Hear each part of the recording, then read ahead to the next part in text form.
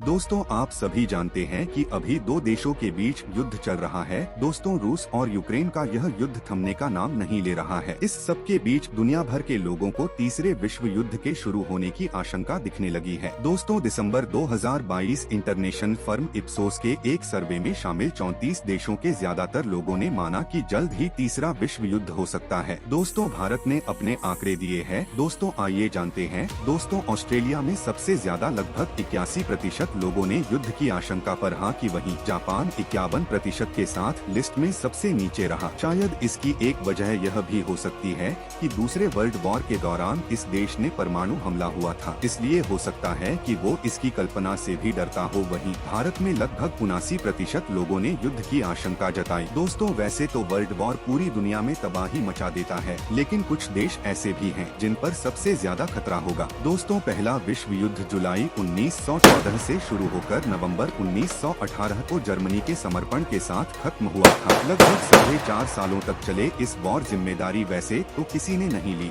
लेकिन दोस्तों, इसकी वजह ऑस्ट्रिया हंगरी साम्राज्य के उत्तराधिकारी आर्चड्यूक फर्डिनेंड की हत्या को माना जाता है। दसूत बोस्निया के दौरे पर फर्डिनेंड की हत्या हो गई थी, जिसका आरोप सर्बियाई सरकार पर लगाया गया। महीने भर में ही ऑस्ट्रिया ने उसके खिलाफ जंग शुरू कर दी और धीरे धीरे दुनिया भर के देश इसमें शामिल होते चले गए। इस तरह दो देशों की जंग विश्व युद्ध में बदल गई। माना जाता है कि इस भीषण युद्ध में करीब 1 करोड़ लोगों की मौत हुई। दोस्तों, दूसरे विश्व युद्ध के बीज पहले युद्ध के परिणामों में ही छिपे थे। प्रथम विश्व युद्ध के बाद सभी बड़े देशों ने जर्मनी को मजबूर किया और उस पर कई सारे प्रतिबंध लगाए। दोस्तों, उस दौरान अडोल्फ हिटलर नाजी पार्टी के नेता के तौर पर उभर रहे थे। उन्होंने तय किया कि वो इसे नहीं भूलेंगे। साल 1933 में हिटलर के देश का सैन्य शासक बनने के बाद ऑस्ट्रिया भी उनके पाले में चला गया। मार्च 1939 में हिटलर ने चेकोस्लोवाकिया पर हमला कर उस पर कब्जा कर लिया और वहां से फिर पोलैंड पर हमला कर दिया। यहीं से दूसरा विश्व युद्ध प्रारंभ हो गया। दोस्तों, इस दौरान दुनिया भर के बड़े देश दो हिस्सों में बंट गए। एक तरफ अमेरिका, फ्रांस, ब्रिटेन और सोवियत संघ जैसे बड़े देश थे